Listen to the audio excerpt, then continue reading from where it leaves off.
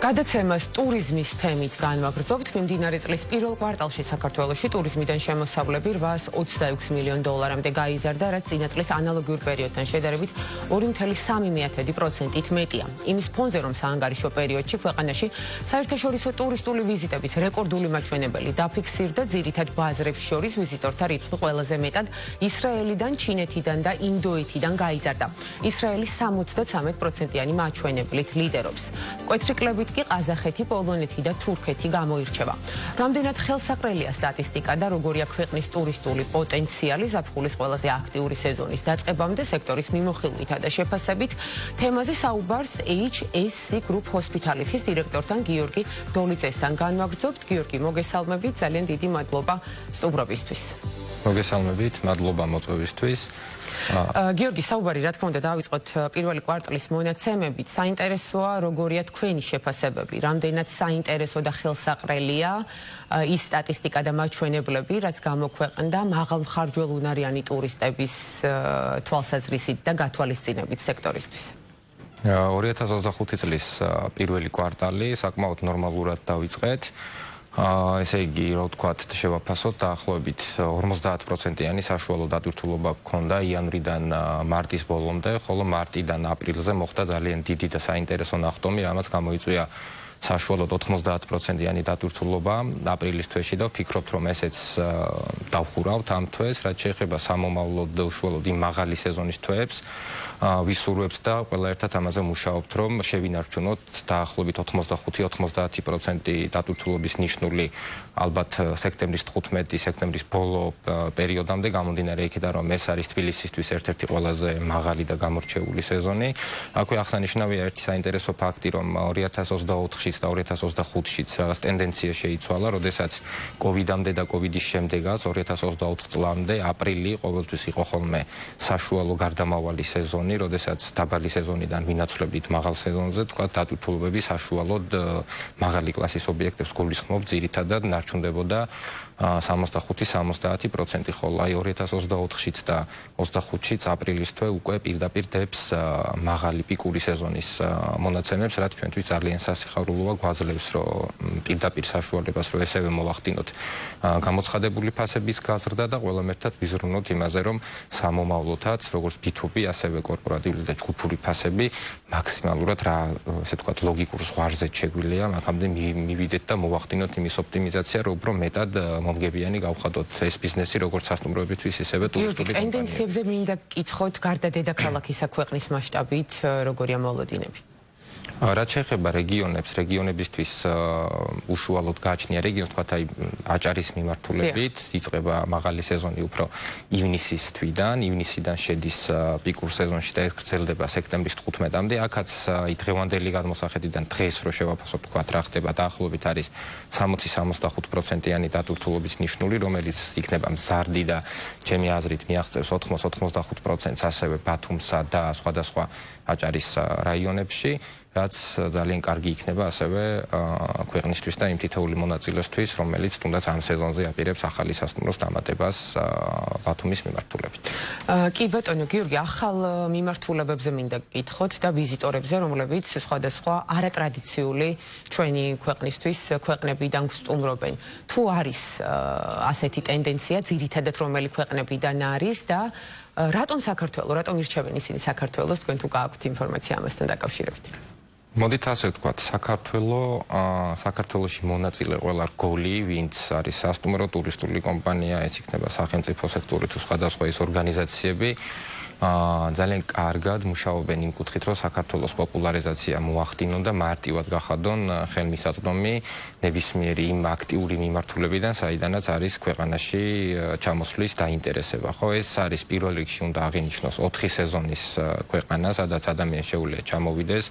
4-ვე სეზონზე მიიღოს იმ სეზონის დამახასიათებელი ფასეულობების სიამოვნება და ის განვითარებადი, მე არ ვამბობ, რომ რაღაც უმაღლესი დონის სერვისი შეგვიძლია ჯერჯერობით შევთავაზოთ, მაგრამ განვითარებად ეტაპზე მყოფი ნორმალური სახის სერვისი, ასე თუ ისე ხელმისაწვდომობა არის ერთ-ერთი განსაზღვრელი ფაქტორი, თუ რომელი ქვეყნიდან რომელ ქვეყანას შეგიძლია პირდაპირ ფრენით მარტივად ჩახვიდე.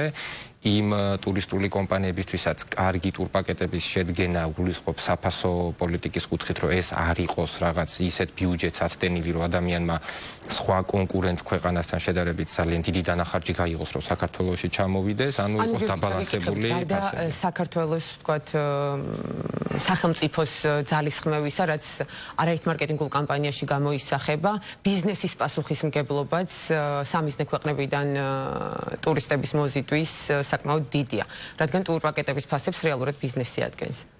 რა თქმა უნდა, აქ ტურისტული კომპანიის გარეშე საქართველოში ორგანიზებული ტური ვერ ჩატარდება ვერასდროს და ვერ მიიღებს ტურისტული ჯგუფი, რომელსაც გვიგზავნის ჩვენ უცხოელი პარტნიორი ისეთ სერვისს, როგორც მისაღებია. ხო მარტო ვერც სასტუმრო და ვერც ტურისტული კომპანია ერთმანეთის გარეშე დამოუკიდებლად ვერ მოახდენენ ტურპაკეტების შედგენას და დაორგანიზებას, შესაბამისად ეს ნიშნავს იმას, რომ აი ჩვენი მრავალწლიანი ერთობლივი მუშაობით უკვე საქართველოში არის დაახლოებით 800-ზე მეტი ტურისტული კომპანია დარეგისტრირებული, აქედან 20 წლიანი გამოცდილებაც კი აქვთ რამდენიმე კომპანიას, რომლებიც არაერთი მიმართულებით უშუალოდ ზრუნავენ და მათ კისერზე იღებენ ამ ტვირთს, რომ საქართველოს პოპულარიზაცია მოახდინონ, ჩავიდნენ გამოფენებზე, გამოფენებს იქით ჩაატარონ პირდაპირი შეხვედრები, face to face შეხვედრები უშუალოდ პარტნიორებთან, ჩამოიყვანონ პარტნიორები, დააორგანიზონ ინფოტურები, გააცნონ საქართველოს პოტენციალი და შესთავაზონ სტაბილური სერვისი, სტაბილური ფასებით და ის ესე ვთქვათ მაღალი დონის მომსახურება, რითიც აქედან კმაყოფილი უნდა გაუშვათ თითოეული ტურისტი, რომ შემდეგ ამან წამოიღოს სხვადასხვა დადებითი შედეგები თითოეული რგოლისთვის. რომელია ის მიმართულებები, საიდანაც ისურვებდით გაცილებით მეტ ტურისტს და პერსპექტივაშიც ფიქრობთ, რომ თქვათ მიმდინარე სეზონზე თუნდაც უნდა განხორციელდეს ეს მიზნები? ჩემი აზრით საქართველოს საკმაოდ ბევრი წელია, რაც კარგად ოპერირებს აზიის, გალფის, თქვათ ისრაელის მიმართულებით და ჩვენ უშუალოდ ჩვენი ობიექტის სტატისტიკაშიც პირველ ადგილს დღეს იკავებს ისრაელი, შემდეგ მოდის არაბეთის ქვეყნები, აზიის ქვეყნები, ევროპა, მეზობელი ქვეყნები და ასე შემდეგ. ხო, მე მგონია გამომდინარე ამ სიახლებისგან, რაც 2025 წელს გამოვიდა ფრენების მიმართულებით, ძალიან ბევრი ახალი მიმართულება და ახალი ავიაკომპანიის ფრენაა დამატებული და ყველა ამ სექტორში მონაწილე ადამიანი მუდმივად იმას ვსაუბრობთ, კოლეგები, რომ ჩვენ გვჭირდება ევროპელი მაღალმხარჯელუნარიანი ტურისტი და ჩვენ თვითონ უნდა ვეცადოთ ახლა რამენაირად, რომ ეს შესაძლებლობა გამოვიყენოთ, მათ შორის ტურისტულმა კომპანიებმაც და სასტუმროებმაც, აქამდეც აი წეღა როგორც ვახსენეთ, არიან გამორჩეული კომპანიები, რომლებიც ძალიან თქვა 2004-2005 წლიდან უშუალოდ მუშაობენ ევროპის მიმართულებაზე და ევროპიდან ძალიან ბევრი ჯგუფი ჩამოყავთ და ეს ყველაფერი უფრო ჩემი აზრით გამარტივდება და მარტივად ხელშესახები გახდება ევროპელი ტურისტისთვის, იმიტომ რომ ისინი მათ შეულიათ და იმ დონეზე აფასებენ თავიანთ თავს, კარგი გაგებით ვთქვათ, რომ პირდაპირ ფრენაშიც და მაღალი დონის ობიექტშიც, მაღალი დონის ტურისტული კომპანიის მომსახურებაშიც გადაიხადოს შესაფერისი თანხა, ამიტომ ეძახით მაღალმხარჯელუნარიან ტურისტებს, ხო, რომლებიც არის კომფორტი მთავარი და აქამდე თუ იგივე ტურისტულ კომპანიას და იგივე ჩვენ სასტუმროებს, როდესაც მივდიოდით ერთად მათთან სალაპარაკოთ და გვიწევდა რაღაც შემოვლითი გზების დალაგება, რომ რამენაირად ეს ჯგუფი გადაჯდომით ჩამოსულიყო საქართველოში, ახლა ეს დისკომფორტი არის მოხსნილი, პირდაპირ გაქვს ესე ვთქვათ სწორი მიმართულება დალაგებული, რომ მარტივად მოიზიდო ეს ყველაფერი და მოლაპარაკებებში ავიაბაზრის ზრდა არის ერთ-ერთი ინდიკატორი ანუ თქვენი შეფასებით. ავიაბაზრის ზრდა იმ მიმართულებით, რომ არის ბევრი პირდაპირი ფრენა სწორედ ევროპის ისეთი ქვეყნებიდან, რომელი ქვეყნებით შეიძლება და იყო კიდეს და შეიძლება კიდევ უფრო მეტად გავხადოთ ჩვენი სამიზნე აუდიტორია. ევროპელი ყველაზე კარგი ტურისტი იქნება ალბათ ჩვენთან, თავისთავად ჩინეთსა და ინდოეთის ტურისტთან, თუმცა ყველაზე მაღალმხარჯელუნარიანი ტურისტი არიან სწორედ მაგენი, ყველაზე ორგანიზებული ტურებით გამოირჩევიან და ტურისტული კომპანიისთვისაც და თვითონ სასტუმროებისთვისაც ძალიან კომფორტული არის მათი მომსახურება, იმიტომ რომ წინასწარ უყვართ რეზერვაციების კეთება და გრაფიკების გაწერა და ასე შემდეგ. ხო, ყველანაირი ესე ვთქვათ ნათლად არის ხომ დალაგებული. წინასწარ უყვართ რეზერვაციების გაწერა, როგორც აღნიშნეთ. ჯგუფებს კი. კი ბატონო, როგორია ახლა ამ ეტაპზე რეზერვაციების მაჩვენებელი ერთის მხრივ, ეს ამაზე რომ გვიპასუხოთ და ასევე საინტერესოა დამატებით თქვენი ხედვით რა უნდა გაკეთდეს იმისათვის, რომ გარდა ავიაბაზრის ზრდისა და იმ დისკომფორტების მოხსნისა, რაზეც უკვე ისაუბრეს, ევროპელ ტურისტს გაუჩნდეს სურვილი საქართველოში ჩამოსვლის. პირველ რიგში უნდა იყოს მზარდად განვითარებული ტურისტული ინფრასტრუქტურა ქვეყანაში, რომ აი გადაადგილება, ვთქვათ, გზებზე მოძრაობა და ასე შემდეგ, რადგანაც ყველაფერს გეგმავენ წინასწარ და მე ამ პატარ-პატარა რაღაცეებშიც ხედავენ დისკომფორტს იყოს მაქსიმალურად მოწესრიგებული, რასაც თავისთავად დრო დამუშავება სჭირდება ყველასე ამ შემთხვევაში ერთობლივად. როგორც თქვით, წინასწარ უყვართ რეზერვაციების კეთება, თუმცა ეს პატარა მხრივ შეიცვალა კოვიდის პერიოდზე და კოვიდის შემდეგ, იმიტომ რომ წინასწარ რისკს აღარ იღებდნენ ხოლმე, რომ ერთი წლით ადრე გაეკეთებიათ. ცევა შეიცვალა, თუმცა აღნიშნული ქცევა უკვე ისე უბრუნდება კოვიდამდე პერიოდს და ჩვენ შეგვიძლია რომ წინასწარი ჯავშნები, წინასწარი გადახდებითაც და დეპოზიტებითაც ეტაპობრივად მე არ ვამბობ დღეს და ხვალ შესაძლებელია და ეს მოხდება, მაგრამ აუცილებლად ისევ დასაბრუნებელი ვართ იმ რელსებზე, როგორც ვიყავით. ახლა იმ ტურისტულ კომპანიებს, რომლებიც უკვე მუშაობდნენ აქამდე ევროპაზე, კიდევ უფრო მეტად გააქტიურდებიან სავარაუდოდ და ჩვენ გაცილებით უფრო მეტად ვეცდებით, რომ რამენაირად ხელი შეუწყოთ იგივე საფასო პოლიტიკით და ასე შემდეგ, თუმცა ეს არნიშნავს, რომ რაიმე გაზრდილი კონკურენციის გამო უნდა ფასები გავაიაფოთ, B2B ფასებს გულისხმობ, არამედ მაღალმხარჯვებუნარიანი სექტორი პირიქით არ უნდა გავხადოთ დაბალმხარჯვებუნარიანი და უნდა ვეცადოთ, რომ ის ლოგიკური სასტუმროს კლასიდან, ლოკაციიდან და კონცეფციიდან გამომდინარე, ლოგიკური ზღვარი შევთავაზოთ ხოლმე, რის ირგვლივაც იქნება მთლიანი ტურპაკეტის ფასი, საკმაოდ ნორმალური და მისაღები და აი ამ ისევ და ისევ არ შეიძლება რომ აი თვითონ კონკურენციის გამო ევროპელები ვავაჭროთ კარგი გაგებით თითო დოლარზე, როგორც ეს ხდება ხოლმე სხვადასხვა აზიური მიმართულებებით, იმიტომ რომ ისინი ძალიან არიან, მართლა $1 არიან სენსიტიურები და ამ შემთხვევაში რა ფასს შესთავაზებ, მაგით ოწყვეტენ ჩამოსვლას და იმდენად ზომიერება და სტაბილურობა აქ მაინც არის ერთ-ერთი მნიშვნელოვანი ფაქტორი. სხვადასხვა ფასეულობებით და სერვისებით შეგვიძლია რომ შევფუთოთ ეს პაკეტები და ვიყოთ გამორჩეულები, რომ აი მართლა რაღაც $1 არ იყოს საწუწუნო, ჩამოვიდე არ ჩამოვიდეს ამბავში. სასტუმრო სექტორის ბაზრის ტენდენციებზე მინდა გკითხოთ, რამდენად არის სტაბილური კაპიტალტევადი და ინვესტორებისთვის საინტერესო, როგორ ვთქვათ, დღეს საქართველოში ეს მიმართულება? თუ გადავხედავთ ბოლო დროს განხორციელებულ ინვესტიციებს და ბოლო დროს მაგალითად თბილისი რო ავიღოთ, რამდენი საერთაშორისო ბრენდის სასტუმრო გვემატება, ხო ეს ყველაფერი ალბათ გვაძლევს იმის ფიქრის საფუძველს, რომ საქართველოში ტურიზმის მიმართულებით ინვესტიციები ინვესტორებისთვის, როგორც ადგილობრივი, ისევე საერთაშორისო მასშტაბით იქნება და უნდა იყოს საინტერესო. ამას კიდევ ამყარებს სისტემა, რომ უკვე როდესაც ინვესტორს ელაპარაკები, ხო ის და ცდილობს რომ შენ ქვეყანას და გვაქვს ჩვენ ესეთი შემთხვევები, რომ მოუტანო გარკვეული ინვესტიციები სასტუმრო ბიზნესში, როდესაც feasibility studies აკეთებ, გეკითხებიან რა ფრენები გაქვს, საიდან შეგვიძლია ტურისტების ჩამოყვანა, რა ფასი მექნება, რა კონცეფციის ობიექტი შემიძლია გავაკეთო და ასე შემდეგ, რომელი ბრენდი შემიძლია შემოვიყვანო და ეს ყველაფერი ერთ მთლიანობაში უკვე ბრენდებიც აი 10 და 15 წლის წინ თუ გადახედავთ, ბრენდის შემოყვანაც იყო ხოლმე ცოტა სირთულესთან დაკავშირებული, იმიტომ რომ ბრენდიც ეჭქვეშ უყურებდა ჯერ განვითარებად ქალაქს, მაგალითად თბილისში ჯერჯერობით მაშინ რეგიონებზე ნაკლებად იყო ხოლმე საუბარი, აი თბილისში რამდენად ანუ გაზრდილია. ეს იყო ნდობის ფაქტორი, არის ცნობადობა, პოპულარიზაცია არის ქვეყნის გაზრდილი და უკვე თქვათ ამ წელს 3 თუ 4 ერთ-ერთი საერთაშორისო ბრენდის სასტუმრო დაგვემატა საქართველოში და მერე ბრენდებს შორისაც იზრდება თვითონ კონკურენცია, ყველა ბრენდი ცდილობს რომ ჩაერთოს ამ კონკურენციაში ჯანსაღად თავისთავად და უფრო ხელმისაწვდომი შეიძლება რომ გახადოს კარგი ქვეყნისთვის და მოწინავე ქვეყნისთვის თავისი სერვისები.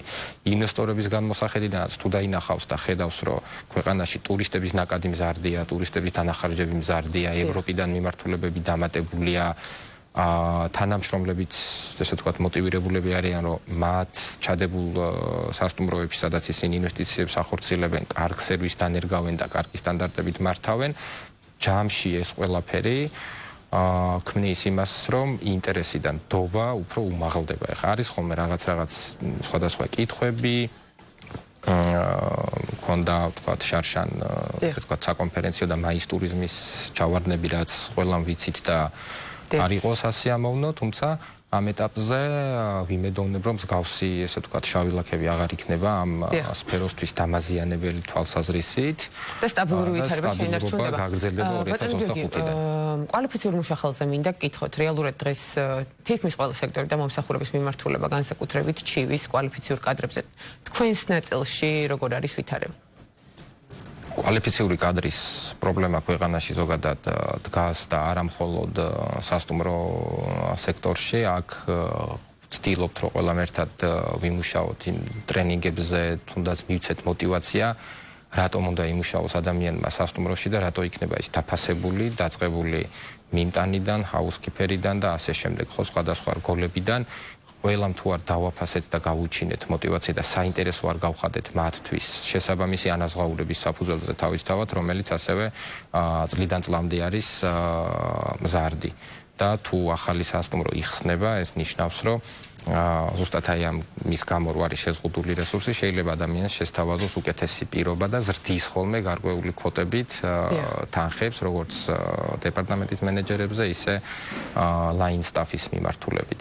აქ ძალიან კარგი იქნება, რომ უფრო მეტმა უნივერსიტეტმა, მეტმა სასწავლებელმა თავიდანვე, აი თქვათ პროფესიული სასწავლებლები, რასაც ცდილობენ ახლა, რომ ქონდეთ დუალური სწავლებები და ასე შემდეგ, უფრო მეტად გააქტიურდეს და ინტერესის გაზრდილია ამ მიმართულებით. ინტერესი კი ბატონო გაზრდილია მათ შორის ახალგაზრდები ძალიან ბევრი მათ შორის, ვინც კოვიდის დროს წავიდა სხვადასხვა სფეროში, ვინც გულით იყო შეყვარებული და ვისაც ჰოსპიტალიტი მიმართულება თავის ოჯახად წარმოედგინა, ძალიან ბევრი ისევ დაბრუნდა და ვინც აი ადამიანი რომ მოვა, დაატრენინგებ, დაიწყებს შენთან მუშაობას. ინვესტიციას ჩადებთ მასში. ინვესტიციას ჩადებ და ისიც თავისი დროის ინვესტიციას ჩადებს შენთან. საბედნიეროდ ჩვენ ესეთი სტაბილური კადრები გვყავს, ვისაც მაქსიმალურად ვთქვით, რომ გავუფრთხილდეთ, შევინარჩუნოთ, თუმცა თუ სადმე გაუჩნდა ჩვენზე გაცილებით უკეთესი პერსპექტივა, იმ გაცილებით უკეთესი თანხით, რაც შეიძლება რომ იმ წუთას იმ კონკრეტულ ობიექტს არ შეელოს, რომ გადაუხადოს, აქაც არ ვართ ხოლმე, ესე ვთქვათ, ხელმომჭირნე, პირიქით შეიძლება შევთავაზოთ, რომ კი ბატონო, ახლა შენთვის ეს უკეთესია და ძალიან მნიშვნელოვანია, რომ ეს კულტურა მკვიდრდება ჩვენს ქვეყანაში. ყველანაირი მხრივ, იმიტომ რომ საბოლოო ჯამში არც მე მაგალითად ვერც ერთი ხელმძღვანელი რგოლის ვერ შეძლებს დამოუკიდებლად რომ მიიღოს 100 და 200 ადამიანი ერთ სასტუმროში. ყველაფერი გადის line staff-ის ხაზზე, line staff-ის მენეჯერების ხაზზე და ისინი ქმნიან იმ ხარისხს და იმ კმაყოფილების დონის აწევას ტურისტებში, რომლებიც აქ ჩამოდიან, როგორც ტურისტული კომპანიის თანამშრომელი, როგორც მცხოვრები, გიდები, ინტანები, დამლაგებლები, რესეფშენზე მიწყდება პირველი ადამიანი. ისიც აქვს უშუალო შეხება. სწორედ ესაა ის, ვინც ყველაზე მეტად ჭირს დღეს, მაგრამ ნელ-ნელა ყალიბდება ის კულტურა, რომ სასტუმროში მუშაობა იყოს პრესტიჟული და დაფასებული და ეს არის და ალბათ ანაზღაურებაც არის მნიშვნელოვანი ფაქტორი, რაც გაზრდილია როგორც თქვენ აღნიშნეთ. ყველასთვის ყოველთვის ტკბინეული თემაა, იმიტომ რომ სასტუმროს საოპერაციო ხარჯიც ზოგადად წლიდან წლამდე არის მზარდი. სწორედ ამიტომ ვამბობ ხოლმე, რომ სასტუმრომ უნდა იზრუნოს ყოველთვის, რომ გამოცხადებული ფასი მაინც რაც აქვს, ხო, იყოს ეგეც წლიდან წლამდე მზარდი, რადგან სასტუმროს აქვს შეზღუდული გასაყიდი რესურსი, თქვათ 100 ოთახი.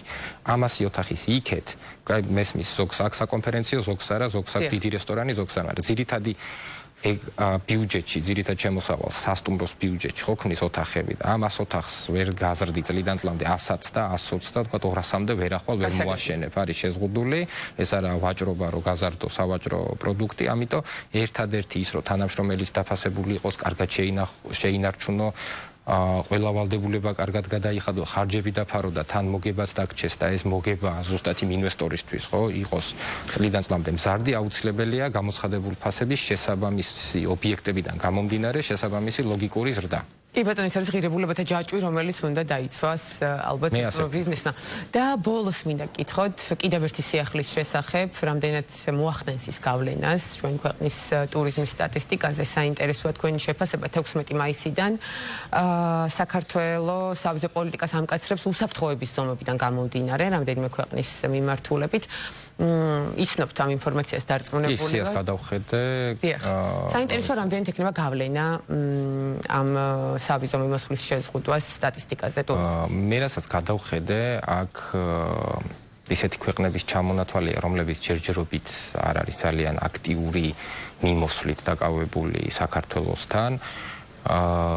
და სტატისტიკურ მონაცემებში ალბათ ყველაზე ბოლო ადგილიდან იწყება ლოკაციურად რო ვთქვათ, მე მგონია რომ უფრო მეტი აქცენტი სწორედ ახლა უნდა გაკეთდეს ევროპის, აზიის, კონკრეტულად ჩინეთის, ინდოეთის და სხვადასხვა მიმართულებებიდან, რომელიც უკვე კარგადაა დაძრული და შეგვიძლია რომ მაქსიმალურად მეტი რესურსი წამოვიღოთ ამ ქვეყნებიდან და განსაკუთრებით ევროპიდან, იმიტომ რომ ევროპა არის ის, რაც ყველაზე მეტად დღეს ჭირდება ჩვენ ქვეყანას, ევროპელი ტურისტი და შემდგომში უკვე თუ და მე მჯერა რომ ასეც იქნება, რომ საქართველოს კიდევ უფრო მეტად გაიზრდება და აი ზუსტად იმ ქვეყნების ჩამონათვალიდან შევძლებთ რომ ტურისტები მოვიზიდოთ, შემდეგ შესაძლოა თვითონ სახელმწიფო მათ შეცვალოს უსაფრთხოების პოლიტიკა და სხვა მოცემულობები. ამ შემთხვევაში სწორება, რაც აქვს სახელმწიფოს აღებული მაღალმხარჯვაულიანი ტურისტების მიმართულებით არის ევროპა-აზიის მიმართულებით უნდა გააკეთდეს ყველას მხრიდან. აქ არა მარტო რომელიმე რგოლზე საუბარი, მარტო სახელმწიფომ რო გააკეთოს და ბიზნესმა არა, მაინც არაფერი გამოვა,